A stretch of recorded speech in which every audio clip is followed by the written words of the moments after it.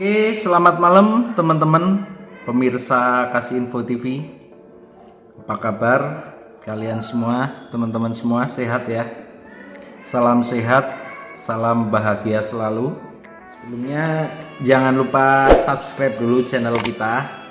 Subscribe, terus like, comment, and share. Kalian juga komen tentang ide kita kira-kira kita bikin vlog tentang apa aja sesuai judul channel kita, Kasih Info. Apa aja pokoknya kita info yang kira-kira bermanfaat. Kalian bisa komen kita bikin vlog apa aja. Lupa juga follow ini Instagram, TikTok, terus Facebook kita. Kalian harus follow biar saling berbagi informasi. Sebelumnya selamat berakhir pekan ya buat teman-teman semuanya. Happy weekend. Gimana puasanya, apakah lancar? Selamat menjalankan ibadah puasa Ramadan buat yang menjalankan. Malam ini kita mau bikin konten mengenai kesehatan ya. Buat kalian yang pengen sembuh, jangan skip ya, pokoknya jangan skip, tonton video ini sampai akhir. Jadi ini kisah saya nyata, kisah saya real. Saya adalah penderita GERD anxiety yang udah kronis ya, tapi alhamdulillah sampai sekarang ini saya sembuh. Oke, kita tonton sampai akhir. Oke, karena ini bulan Ramadan, ini informasi sebenarnya puasa itu bukan bikin kita tambah sakit, tapi malah bikin kita sehat. Itu percaya nggak percaya. Mungkin teman-teman yang udah sembuh juga ada yang sama sependapat dengan saya. Ini tuh saya sakit ini pas 1 tahun yang lalu, pas sebelum 3 hari sebelum Ramadan. Dan setelah itu saya ikut berpuasa, sholat tarawih juga, walaupun nggak full, tapi alhamdulillah malah jadi tambah bikin saya tambah sehat. Itu yang saya alamin ya. Oke, kita bahas mulai dari penyakit ini. Ternyata kasus penyakit GERD anxiety ini banyak sekali penderitanya di Indonesia khususnya. Saya tahu ini juga setelah saya gabung grup di Facebook. Itu ternyata banyak sekali, kasihan. Kadang saya merasakan, tapi saya juga kasihan karena saya tahu kalau orang sedang merasakan, apalagi pas kambuh, itu benar-benar nggak karuan rasanya, bikin mengenaskan lah. Kita mulai dari apa penyebabnya, awal mulanya, terus bagaimana penanganannya, terus proses penyembuhannya seperti apa. Ini yang sebelum kita bahas lebih lanjut, ini video waktu saya masuk rumah sakit, saya di UPNAM 3 hari. Ini biar real ya, saya itu benar-benar penderita penyakit ini. Ini videonya. Besti yang selalu Waktu ada. saya sakit, ini saya kalau keinget jadi sedih. Ini juga ada fotonya. Ya Allah. Ini saya UPNAM 3 harian. Barusan waktu saya di rumah sakit ya, itu 3 hari. 3 hari itu saya sebenarnya nggak cuma UPNAM. Hari pertama saya masuk itu saya cek ke IGD, beda rumah sakit, malam. Itu malam tiba-tiba banget ya, tiba-tiba saya nggak karuan, nggak bisa nafas. Itu ceritanya awal mulanya itu saya lagi sholat isya, tahu-tahu di sini ini ya, di sini itu seperti ada sensasi, seperti saluran nafas kita itu digenggam seperti ini ya, genggam, buka tutup. Jadi agak ngos-ngosan, agak tersendat di sini. Terus panik, itu serangan pertama kita panik, saya panik sekali. Terus saya masih mengendarai sendiri, saya nyetir sendiri ke apotik, saking paniknya ke apotik saya salah beli obat, yaitu obat untuk sesak nafas ya. Itu obat asma kalau nggak salah, obatnya kecil. Saya minum itu langsung, itu malah sekujur tubuh dari atas sampai bawah sampai kaki itu semuanya keringet dingin, gua karuan seperti kesemutan itu. Akhirnya saya mampir di toko adik saya malam itu sekitar jam 9. Adik saya buka barbershop, itu masih buka. Saya ke situ, saya minta tolong setirin ke rumah sakit. Saya duduk di samping adik saya di depan. Itu saya udah pamitan, di belakang ada istri, ada tetangga. Saya udah pamit pokoknya. Saya udah minta maaf, kesalahan segala macam, pokoknya seperti orang mau meninggal lah, udah karuan rasanya.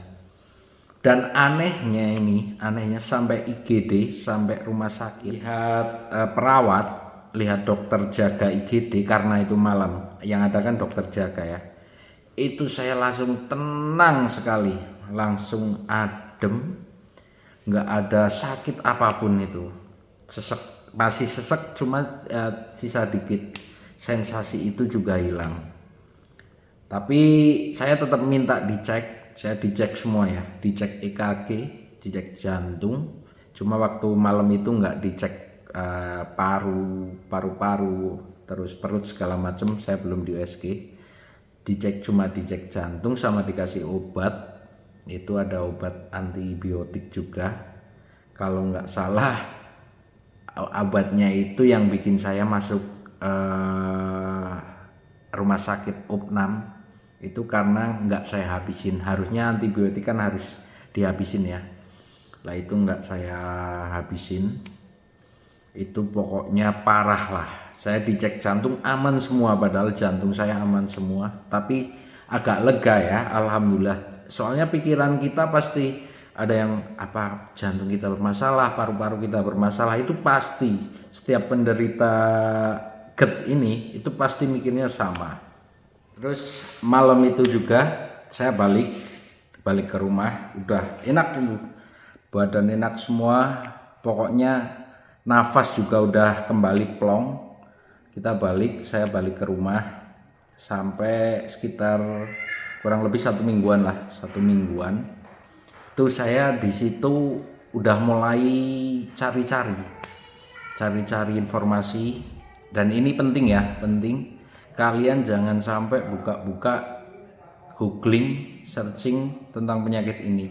Nanti pikiran kalian ini di sini ini bikin tambah kacau. Kita suruh cari dokter psiko, terus kita kan nggak tahu ya. Kita nggak tahu sebenarnya itu kita sakit apa, itu kan kita nggak tahu. Yang saat itu saya pikirkan, saya cuma mikir saya itu kena penyakit paru-paru, sesek gitu ya. Jadi di pikiran kita tuh cuma sakitnya itu yang berlebih, over. Kita pikirannya tuh over, mikir sakit kena paru-paru atau jantung kita bermasalah, walaupun udah dicek loh, tapi pikirannya tetap itu, biar caranya tidak sampai parah gitu. Saya cari di Google itu ada susu kambing Etawa ya. Susu kambing Etawa saya beli langsung ke tempat yang bikin, langsung ke tempat produksinya, langsung saya beli. Terus di situ udah saya beli itu, saya tambah lagi kalau nggak salah itu saya beli air kelapa yang merah, namanya Degan Wulung itu. Udah pokoknya saya beli semuanya, saya konsumsi. Itu yang susu kambing itu saya baru konsumsi 1 kali, itu langsung bikin saya kumat lagi, kambuh lagi. Jadi saya malah salah mikir. Harusnya itu saya itu bukan beli seperti itu, karena saya paru-paru saya aman, terus jantung saya juga aman. Itu saya tahu setelah saya di USG, di rumah sakit juga saya di USG, semuanya aman. Jadi salah, kita jangan, ini penting, jangan sampai kita langsung bilang, loh saya sakit ini, saya sakit itu salah semuanya. Tuh, jadi pengalaman saya ini sangat bermanfaat kan buat kalian. Jadi jangan sampai kalian langsung bilang ini saya sakit ini. Jangan, itu jangan sampai. Cukup saya aja ya. Terus waktu saya di rumah sakit 3 hari, saya langsung masuk opnam ya. Jadi seminggu dia di rumah, saya langsung opnam. Ceritanya saya pagi-pagi itu, kalau itu pagi saya sesek, udah sama penyakitnya lah, pokoknya saya sesek, langsung panik. Itu langsung saya ke IGD, saya opnam, itu udah lemes nggak karuan. Mungkin kalian juga merasakan sama ya, kalau kita lagi kambuh itu sesek, terus keringet dingin, tangan, kaki itu udah pokoknya udah basah terus ya itu ya. Itu langsung opnam. Sebenarnya ini juga informasi ya. Setahu saya, ini karena ada cerita dari teman saya yang punya penyakit ini juga, penderita GERD juga. Itu di rumah sakit itu nggak boleh pakai BPJS ya, nggak boleh pakai BPJS karena ini penyakit aneh. Kita itu di USG terus dicek jantung, EKG, itu semuanya aman, itu saya jamin itu semuanya aman. Jadi kalau pakai BPJS itu ini nggak bisa. Karena kenapa? Karena kita nggak ada dideteksi, itu nggak ada penyakit gitu. Coba kan bingung, pihak rumah sakit juga bingung Kak. Saya juga dikatain kamu itu sehat, kamu itu nggak sakit gitu. Coba. Akhirnya saya pakai umum. Saya itu masuk IGD tetap pakai umum, dirawat 3 hari juga pakai umum. Di rumah sakit itu padahal ya, itu semuanya aneh semua. Saya makan melon itu bikin kambuh, makan coklat itu bikin kambuh. Kan aneh, padahal sebenarnya makanan itu nggak ada sama sekali hubungannya dengan sakit kita gitu. Terus akhirnya di hari ketiga dokter itu malam-malam visit, terus bilang besok kamu boleh pulang, yang penting harus semangat, harus dilepas selang oksigen, latihan. Oke, akhirnya aku lepas selang oksigen. Malam sebelum pulang itu saya kambuh nggak karuan. Istri itu sampai nangis karena seperti udah mau meninggal, nazak itulah. Ternyata itu pikiran kita yang terlalu over. Jadi sumber segala penyakit GERD psiko yang udah sampai psiko itu pikiran kita yang terlalu over, negative thinking. Manfaatnya kita harus mikir yang positif, jangan sampai terlalu berpikiran negatif.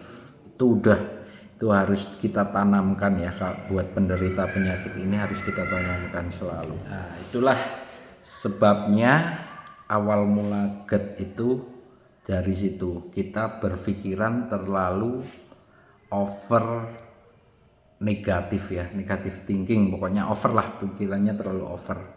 Itu sebabnya. Terus akibatnya apa? Nih bicara tentang akibat ya. Akibatnya sampai kepikiran kita, ke psiko, keserang ini psiko kita. Padahal harusnya nggak sampai situ loh. Makanya kalau ada temen, ini pengalaman temen saya itu udah sampai langganan dengan dokter psiko ya, itu udah ketergantungan. Itu sebenarnya kita nggak harus sampai situ, itu penting itu. Makanya kalau kalian baca di Google itu sampai situ, nanti akhir-akhirnya harus ke psiko ini segala macam lah. Sebenarnya kita sendiri bisa menangani semua ini. Itu akibatnya. Padahal penyakit yang kita derita kan cuma lambung yang naik. Sebenarnya yang harus diobati itu ya lambungnya dulu. Lambung kita yang naik kita obati. Kalau kita udah enak jadi nggak sampai naik. Kalau nggak sampai naik aman, pikiran kita nggak terlalu negatif gitu. Itu caranya kita biar bisa mengobati lambung itu. Ini kita langsung habis ini kita praktekkan. Ini caranya yang pertama ya. Jadi akibatnya seperti itu karena pikiran kita yang terlalu negatif akibatnya seperti itu. Dan cara penyembuhan pertama ini hanya sekedar informasi, saya itu perokok berat, pokoknya waktu sakit itu saya langsung berhenti merokok. Tapi buat para pecinta rokok ini jangan khawatir, tetap merokok. Bukan saya mengajarin untuk merokok, tapi bagi pecinta rokok tetap merokok saja. Makanan apa aja tetap dimakan. Yang penting itu ada kadarnya. Kita misal pecinta kopi, tetap kopi, tapi kopi itu sebaiknya jangan dikasih gula yang pahit, nggak apa-apa, asal nggak terlalu sering. Ini udah saya lakuin, nggak masalah, nggak jadi bikin kambuh lagi. Ini saya lakuin setelah saya pulang dari rumah sakit ya, sampai tahun ini berarti saya setahun, alhamdulillah 1 tahun. Kalau yang kalian pikirannya masih takut mati, itu pasti pikiran kalian itu pasti semuanya pikirannya takut mati. Buktinya saya 1 tahun alhamdulillah masih hidup, masih sehat, dan sekarang sehat alhamdulillah. Dan saya juga merokok, nih saya masih merokok nih, enak, masih merokok enak. Terus kopi juga oke, sambal juga oke, pokoknya semuanya masuk. Jadi pertama, jangan hiraukan makanan apapun. Makanan apapun tuh aman aja, beneran aman. Jadi nggak perlu khawatir terlalu pikirannya terlalu negatif tentang makanan ya. Saya itu mikirnya pas pertama sakit malah karena habis makan udang. Sebenarnya nggak masalah, yang kembali lagi yang penting jangan over makannya. Kalau over ya mungkin bisa jadi itu. Ada yang bilang habis makan seafood kok jadi kayak gini ya, habis makan pedas kok jadi kayak gini ya. Itu mungkin terlalu over ya makannya. Jadi emang kalau punya penyakit lambung ya otomatis jadi naik, jadi anxiety gitu. Terus kalau udah seperti itu cara makannya juga, misal makan udang, makan keras, itu jangan langsung ditelan. Jadi dikunyah dulu sampai halus, itu akan disaring di lambung kita kan nggak terlalu keras, jadi nggak bikin naik lah lambungnya. Oke, terus tadi penanganan pertama, jangan hiraukan makanan apapun, pokoknya jangan jadi pantangan. Itu kalau percaya, karena saya udah mengalami itu, jangan jadi pantangan. Insya Allah kalian juga akan bebas, nggak punya pantangan makanan apapun, hidupnya happy, pikirannya juga nggak terlalu over. Terus yang kedua, kita udah bicara tadi merokok oke, udah, terus makan udah. Ini waktu setelah sembuh itu ada jamunya ya. Saya punya jamu herbal. Ini bukan dibikin yang udah jadi, tapi saya bikin sendiri. Caranya gampang banget. Ini caranya ya. Ini ya teman-teman. Ini yang bahan-bahan yang kita butuhkan. Cuma gampang banget, kunyit, tapi jangan yang putih ya, yang kuning aja. Kunyit 3 lembar sama pisau sama saringan. Gimana? Caranya kita lanjut di part 2 aja gimana ya. Kalau ini video rame, kita lanjut di part 2, kita praktekkan cara bikin, cara konsumsi, terus masih banyak lagi. Ada cara kalau waktu kita kambuh juga seperti apa, kita lanjut videonya di part 2. Oke ya teman-teman, jadi tadi bahan-bahannya udah saya spill dikit, itu bahannya, ke cara buatnya, cara bikinnya, cara konsumsinya, kita lanjut di part 2. Jadi kalian tontonin terus, jangan lupa subscribe dulu biar tahu kelanjutannya part 2, cara penanganan. Karena nanti itu ada cara penanganan saat kita kambuh, betul-betul kambuh itu kita harus apa.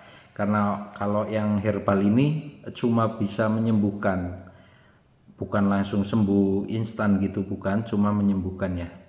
Kita lanjut saja langsung di part 2. Oke teman-teman, jangan lupa sarannya, terus komen kalian yang kira-kira sama seperti saya, merasakan yang sama, kalian komen aja ide kalian juga apa, maksudnya sharing kalau kalian seperti apa. Oke, sampai ketemu di part 2, bye.